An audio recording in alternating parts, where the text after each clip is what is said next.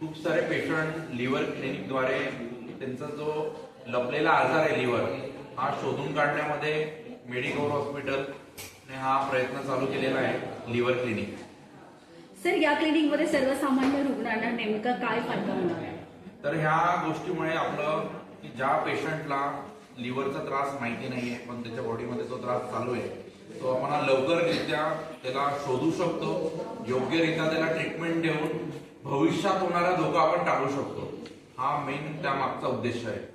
Sir Medicover hospital हे इतर हॉस्पिटलपेक्षा काय वेगळं देणार आहे? हा तर फायब्रोस्कॅन ही टेस्ट आहे तर बाकी हॉस्पिटलला त्याचं जी किंमत जी त्याची टेस्टची प्राइस घेतली जाते, जी फीस घेतली जाते त्यांच्या कम्पेरेटिव्ह मेडिकल हॉस्पिटल एक पॅकेज मध्ये लिव्हर क्लिनिकद्वारे fibroscan, complete blood count, liver function test एक पॅकेज मध्ये करून प्लस कन्सल्टेशन फी मध्ये काही माफक त्याच्यामध्ये करून आपण ती सुविधा जास्तीत जास्त जनतेपर्यंत पोहोचवण्याचा प्रयत्न करणार. सर लिव्हर हा आजार हा वाढतच चाललेला आहे, त्याबद्दलची काय दक्षता घ्यावी किंवा काय अवेअरनेस काय तुम्ही सांगाल लोकांना? तर दक्षता घेण्यामध्ये की पहिले वजन कंट्रोल करणं.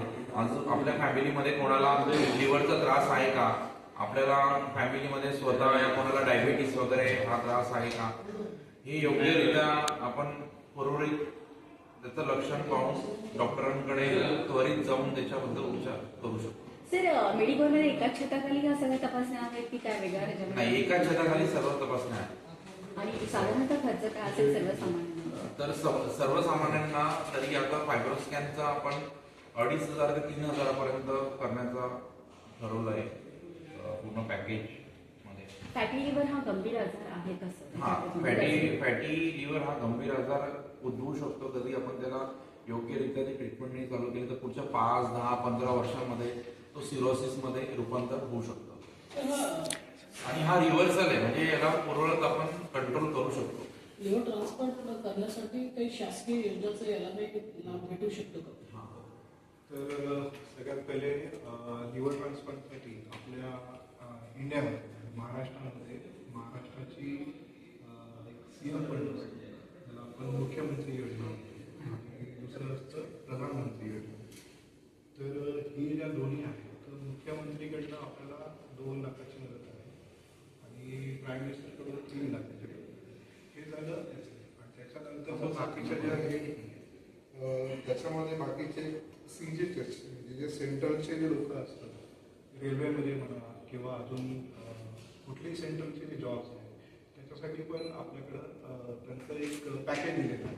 जवळपास आय थिंक सेंट्रल गव्हर्नमेंटचं 14.5 लाखाचं 15 लाखाचं त्यांचं पॅकेज आहे. दुसरं एक आहे जसं आता NPKY जे असतं महाराष्ट्र पोलिसांचे जे आहे त्याच्यामध्ये जवळपास 17.5 लाखांचं त्यांनी पॅकेज सांगितलं. तर हे सगळ्या गोष्टी आपल्याकडे इथे अवेलेबल आहे. प्लस आता बाकीचे हे झाले तर अजून इन्शुरन्सेस पण आहेत सगळ्यांचे. त्या गोष्टी पण आपल्याला इथं बऱ्यापैकी सपोर्ट मिळेल. सर लोक अजूनही नियमित तपासणीकडे दुर्लक्ष करतात, ही मानसिकता तुमच्याद्वारे कशी बदलू शकते? आता या वर्षाची जी थीम आहे जसं लिव्हर वर्ल्ड डेची सगळ्यांची थीम असते. आता पुढे 19 तारखेला थीम येते. मागच्या वर्षीची होती की फूड इज अ मेडिसिन. आत्ताची जी थीम आहे ती बेसिकली म्हणजे स्ट्रॉंग हॅबिट्स आणि तुमचं सॉलिड लिव्हर म्हणजे सॉलिड हॅबिट्स आणि स्ट्रॉंग लिव्हर ही त्यांची थीम दिली. म्हणजे सॉलिड हॅबिट्स म्हणजे कुठल्या सॉलिड हॅबिट्स म्हणजे आता सध्या जसं सरांनी सांगितलं की बाबा रेग्युलर व्यायाम करणं, लठ्ठपणा वगैरे सगळ्या गोष्टी याच्यावरती नियंत्रण ठेवणं, मद्यपान शक्यतो टाळायचं, गरज असेल तर ते कमी करायचं. त्याच्यानंतर रेग्युलर म्हणजे विजिट करणं, हे 4 महत्त्वाचे त्याच्यामध्ये आता सांगितलं. म्हणजे ही जी थीम आहे या थीमवरती सगळेजण काम करायला लागले. कारण व्हाय डिसाईड होती झाले की आता मॅसल्ट जसं मॅस सांगितलं तर मेटाबॉलिक असोसिएटेड स्टिअर्स म्हणजे हे सगळे मेटाबॉलिक डिसऑर्डर्स आहेत. मेटाबॉलिक म्हणजे काय झालं, जसं डायबिटीज आहे, ओबेसिटी आहे, हायपोथायरॉइड आहे, हे सगळे जे मेटाबॉलिक डिसऑर्डर्स आपण म्हणतो हे सगळे आता वाढत आहेत. म्हणजे प्रत्येक 3 पेशंटच्या मागे एका पेशंटला जवळपास 33% लोकांना हे सगळं हा आजार आहे. सिम्टमॅटिक डिसीज असतो जनरली. कारण म्हणजे तुमचं सगळ्यात महत्त्वाचं तुमचा वेट, लठ्ठपणा, डायबिटीज, ब्लड प्रेशर, थायरॉइड, हे सगळे जे आजार आहेत, ओबेसिटी, याच्यामुळे फॅटी होतं. लिव्हरमध्ये चरबी जमा होते. नॉर्मली लिव्हरमध्ये चरबी 5% कमी असते, पण जेव्हा ती जास्त प्रमाणात वाढायला सुरुवात करते तेव्हा लिव्हरचे ज्या पेशी असतात त्यांना ती इजा पोहोचते, हानी करते आणि लिव्हर सेल्सला रिप्लेस करून टाकते.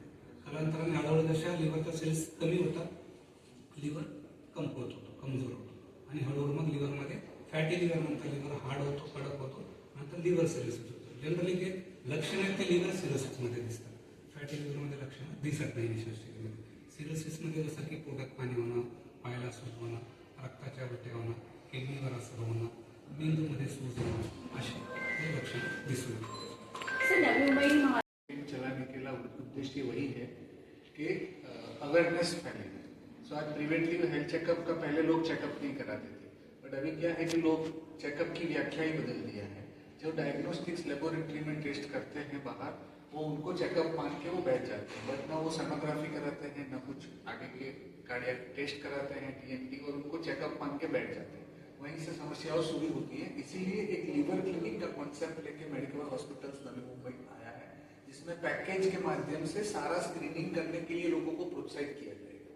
सो मतलब मेरे जितने भी डॉक्टर्स हैं आज वो रायगढ़ के पूरे डिस्ट्रिक्ट एरिया में जहाँ जहाँ छोटे छोटे एरियाज हैं जहाँ पे लोग नहीं पहुँच सकते हैं, गैस्ट्रोएंटरोलॉजिस्ट की सुविधा नहीं है, हिपेटोलॉजिस्ट जैसे डॉक्टर दीपक आहिर खुद पर्सनली जाके वहाँ पे स्क्रीनिंग करेंगे. डॉक्टर्स हमारे जो लिवर ट्रांसप्लांट सर्जन है वो वहाँ पे जाके स्क्रीनिंग करेंगे. तो ये उद्देश्य से एक कैंपेन शुरू किया गया है. Hospitals Navi Mumbai Medicover hospitals में सारी सुविधाएं उपलब्ध हैं, वो एक फैसिलिटीज मानी जाएगी. मगर हमारा मेन उद्देश्य है कि पैकेज के माध्यम से हमारे डॉक्टर्स गांव-गांव में लोगों को पर्सनली कम्युनिटी अवेयरनेस टॉक में लीवर के अवेयरनेस के माध्यम से कॉर्पोरेट एम्प्लॉइज को बताएं, लोगों को बताएं एंड चेकअप करें, जहाँ पे उन लोगों को अर्ली डिटेक्शन किया जा सकता है एंड लीवर ट्रांसप्लांट से बचा जा सकता है.